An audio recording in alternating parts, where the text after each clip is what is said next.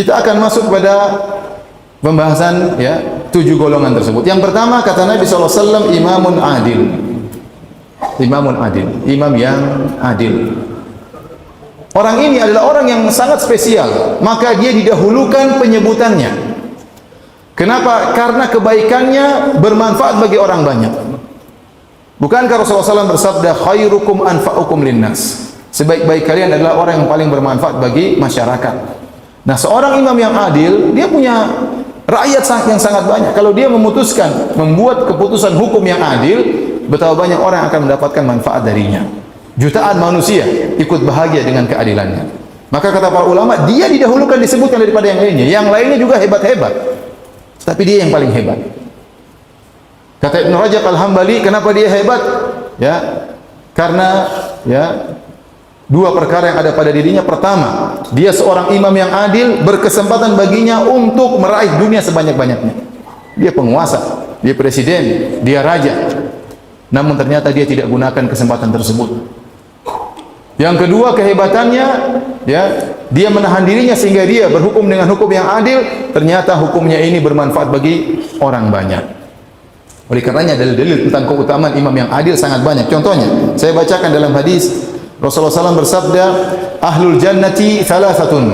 Sungguhnya penghuni surga ada 3. Yang pertama Rasulullah SAW sebutkan, dzu sultanin muqsit, itu seorang yang memiliki kekuasaan dan dia adil. Dalam hadis yang lain kata Rasulullah SAW,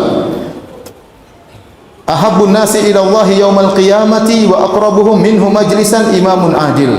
Orang yang paling dicintai oleh Allah Subhanahu wa taala dan yang paling dekat dengan Allah pada hari kiamat adalah seorang pemimpin yang adil. Baik, siapa yang dimaksud dengan pemimpin yang adil? Berkata Al-Hafidz Ibnu Hajar rahimahullah dalam Fathul Bari, beliau berkata, wal muradu bihi sahibul wilayatil uzma. Yang dimaksud dengan pemimpin yang adil yaitu sang presiden atau sang penguasa yang memiliki kekuasaan yang kenegaraan. Wa yultahaqu bihi kullu man waliya syai'an min umuril muslimin. Namun diikutkan juga setiap orang yang memiliki wilayah kekuasaan meskipun kecil. Oleh karenanya masuk di dalamnya gubernur, masuk di dalamnya wali kota, masuk di dalamnya bupati, kemudian Pak Lurah, Pak Camat, bahkan Pak RT ya. Tapi semakin luas kekuasaannya, semakin mulia di sisi Allah Subhanahu wa taala kalau dia adil. Tapi kata Ibnu Hajar rahimahullah, setiap orang yang mengatur urusan kaum muslimin, dia punya bawahan, maka dia dianggap imam. Mengatur urusan kaum muslimin. Dalam hadis yang lain Rasulullah SAW bersabda, innal muqsitina indallahi ala manabir min nur an yaminir rahman alladzina ya'dilun fi hukmihim wa ahlihim wa mawulu. Sungguhnya orang-orang yang adil di sisi Allah di atas mimbar-mimbar yang terbuat dari cahaya, berada di sisi kanan Allah Subhanahu wa taala, yaitu orang-orang yang adil dalam hukum mereka dan dalam keluarga mereka dan dalam urusan yang diserahkan kepada mereka.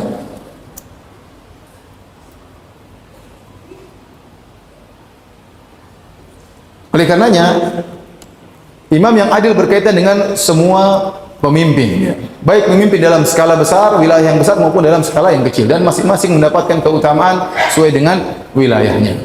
Maka saya katakan, jika Anda memiliki jabatan, kesempatan Anda untuk masuk dalam hadis ini. Taruh dia seorang rektor misalnya, atau dia seorang camat misalnya, atau dia kepala bagian ini, dia punya anak buah, maka berusahalah untuk berbuat seadil-adilnya. Munculkan hukum yang bermanfaat bagi masyarakat. Kenapa? Yang akan bahagia banyak orang.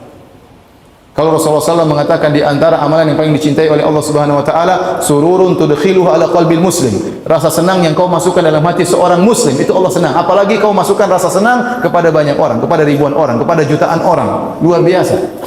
Saya tidak bisa bayangkan bagaimana seorang presiden yang adil. Seandainya suatu negara rakyatnya 200 juta, kemudian presidennya adil, membahagiakan 200 juta orang, betapa banyak pahala yang dia dapatkan. Oleh karena Ibnu Taimiyah rahimahullahu taala sangat memuji seorang pemimpin yang adil. Dia berkata apa?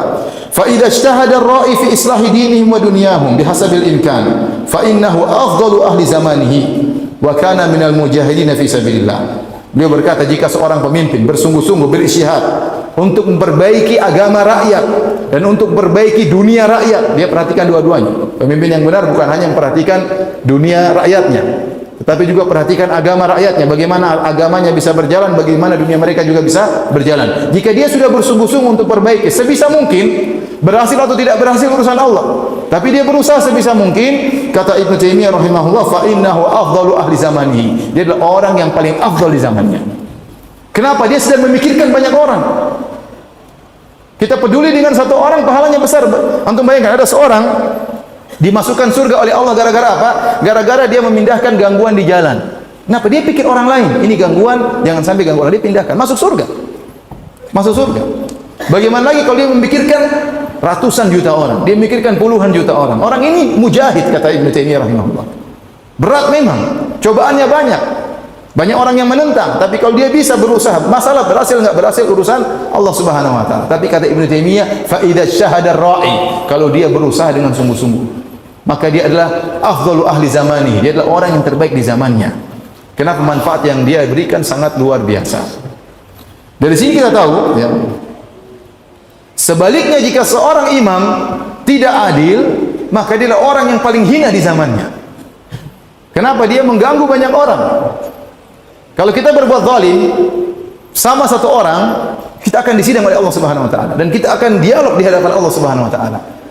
Ya, kita berbuat zalim sama orang ini akan nuntut sama kita pada hari kiamat di hadapan Allah Subhanahu wa taala. Satu orang kita zalimi bahaya. Oleh karena diriwayatkan dari Sufyan Ats-Tsauri, dia mengatakan lebih baik engkau bertemu dengan Allah dengan membawa 70 dosa antara engkau dengan Allah daripada kau bertemu dengan Allah dengan bawa satu dosa antara engkau dengan hamba Allah. Jangan sampai kau zalimi orang, meninggal dalam kondisi menzalimi orang. Kenapa? Karena orang ini akan disidang bersama engkau pada hari kiamat kelak dan dia akan menuntut kebaikan. Nah, bagaimana lagi jika orang, ya, kemudian berbuat zalim dan menzalimi rakyatnya. Presiden zalim, dia akan disidang, dituntut oleh 200 juta orang hari kiamat kelak. Mengerikan atau tidak? Mengerikan. Ya. Demikian juga menteri misalnya, anak buahnya banyak, atau kepala sekolah ternyata dia zalim, semuanya akan nuntut sama dia pada hari kiamat. Ya, mengerikan. Karena tidak sama seorang mencuri dengan koruptor. Koruptor itu dia mencuri uang negara, uang rakyat dia curi. Uang rakyat dia curi. Rakyat akan nuntut dia pada hari kiamat kelak. Mengerikan. Beda kalau Anda menzalimi satu orang, dua orang, perkaranya yang Anda akan disidang selesai satu dua orang. Tapi kalau 1000 orang, 2000 orang, 1 juta orang, mengerikan. Oleh karena saya katakan, sebagaimana Ibnu Taimiyah mengatakan, imam yang adil adalah afdalu ahli zamanihi, orang yang paling top, yang paling afdal pada zamannya dan dia mujahid fisabilillah. Maka sebaliknya kalau ada imam yang jair, imam yang zalim, maka dia orang yang paling hina di sisi Allah pada hari kiamat kelak.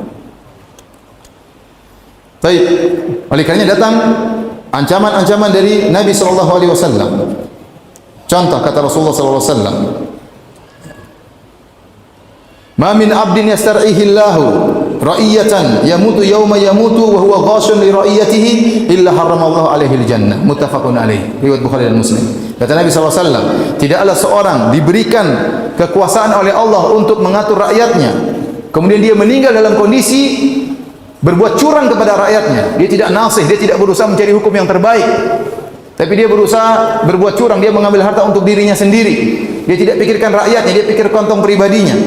Kata Nabi SAW, harramallahu alaihi jannah, Allah akan haramkan bagi dia surga. Sebagian ulama mengatakan kenapa? Karena dia ini, ya, ingin membahagiakan dirinya dengan mengorbankan banyak orang. Kebahagiaan rakyat dia ambil untuk kebahagiaan dirinya sendiri, maka pada hari kiamat Allah haramkan surga baginya, masuk neraka jahanam. Ya. Ini ancaman yang ngeri dari Nabi SAW. Rasulullah SAW juga bersabda, "Inna rijalan yatakhawwaduna fi malillahi bighairi haqqin, falahumun naru yaumal qiyamah." Sebagian orang mereka mengolah uang negara dengan cara yang batil, tidak benar, bagi mereka neraka jahanam, bagi mereka neraka jahanam. Kata Rasulullah SAW. Makanya ikhwan, kalau Anda berkesempatan, diberi kesempatan oleh Allah untuk menjadi pejabat, untuk menjadi kepala bagian, gunakan kesempatan ini agar Anda bisa masuk dalam hadis ini, menjadi pemimpin yang adil. Jadi selama Anda punya bawahan, punya anak buah, berarti Anda berkesempatan untuk masuk dalam hadis ini.